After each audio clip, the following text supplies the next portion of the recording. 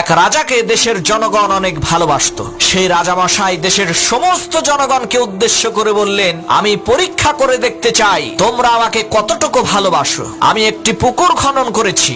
ওই পুকুরের মধ্যে তোমরা দেশের প্রত্যেকটা নাগরিক এক গ্লাস করে দুধ এনে ঢালবে, আর আমি আগামীকালকে সেই দুধ ভর্তি পুকুরের মধ্যে গোসল করব। রাজার এই বক্তব্য শোনার পর এক লোক চিন্তা করলো, দেশের লক্ষ লক্ষ মানুষ প্রত্যেকেই তো সেই পুকুরের মধ্যে দুধ ঢালবে। আমি যদি রাতের অন্ধকারে লুকিয়ে দুধের জায়গায় এক গ্লাস পানি ঢেলে দিয়ে আসি, তাহলে তো কেউ তা বুঝতে পারবে না।